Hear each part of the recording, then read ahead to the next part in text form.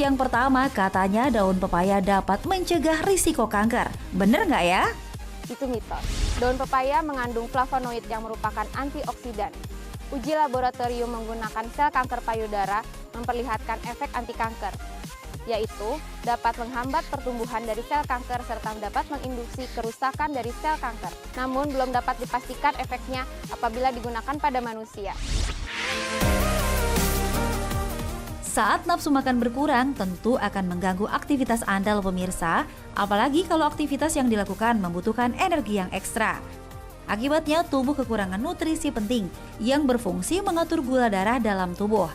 Nah, untuk kembali meningkatkan nafsu makan, biasanya sebagian masyarakat mengkonsumsi daun pepaya. Tapi, bener nggak ya kalau katanya daun pepaya bisa tingkatkan nafsu makan? Itu mitos. Karena faktanya dalam buah pepaya mengandung banyak vitamin dan mineral dan memenuhi kebutuhan gizi yang seimbang. Namun tetap diperlukan mengatur pola makan yang seimbang dan jangan lupa membuat variasi menu makanan yang menarik serta tetap rajin berolahraga. Hipertensi adalah kondisi di mana tekanan darah mencapai 130/180. Selain keturunan, pola hidup yang tidak sehat dengan banyak mengkonsumsi makanan berlemak menjadi salah satu penyebabnya. Di Indonesia sendiri, hipertensi menjadi salah satu kondisi yang menakutkan. Jika tidak diobati dengan serius, dapat mengakibatkan penyakit jantung koroner dan juga stroke.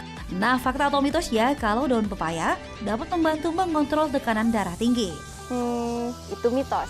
Memang sudah ada penelitian pada hewan coba yang membuktikan ada efek anti-hipertensi, yaitu dapat menghambat enzim angiotensin converting enzyme.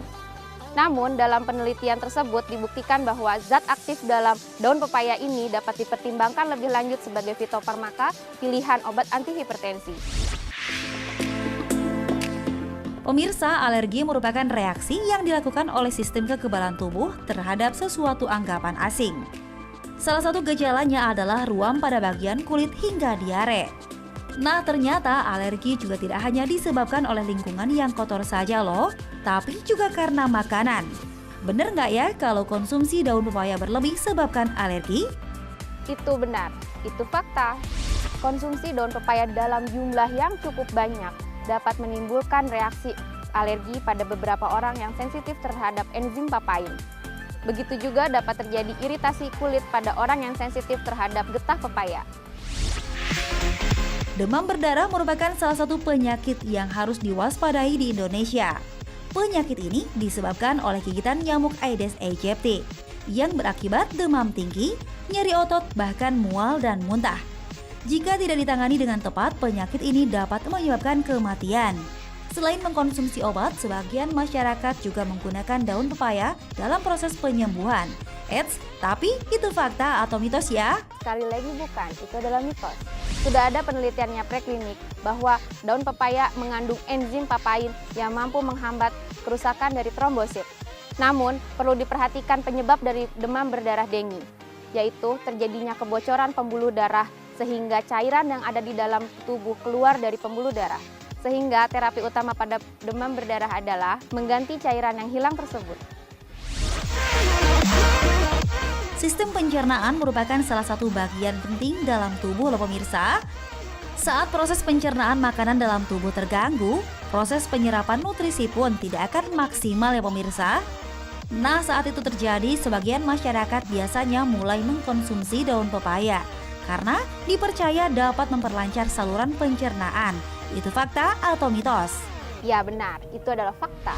Daun pepaya memiliki serat yang tinggi, sehingga daun pepaya mampu melancarkan pencernaan. Bagi wanita yang baru melahirkan, tentu memiliki masalah ASI yang kadang sulit untuk dikeluarkan dengan lancar. Sejak zaman dulu, sebagian masyarakat mengkonsumsi daun pepaya untuk membantu melancarkan ASI. Nah, fakta atau mitos ya pemirsa kalau daun pepaya dapat tingkatkan produksi ASI? Itu adalah fakta. Sudah ada penelitiannya pada wanita pasca melahirkan sebanyak 48 orang yang mengkonsumsi 800 mg ekstrak daun pepaya dalam sehari. Hasilnya dapat meningkatkan produksi ASI melalui peningkatan hormon prolaktin. Pemirsa, agar daun pepaya dapat kita manfaatkan dengan baik, Berikut ini adalah tips konsumsi daun pepaya dari Dr. Tulus, spesialis farmakologi. Berikut ini adalah cara mengkonsumsi daun pepaya secara tepat. Yang pertama, cuci bersih dulu daun pepaya. Yang kedua, konsumsi daun pepaya tidak secara berlebihan. Yang ketiga, jangan menggunakan daun pepaya sebagai pengganti obat utama.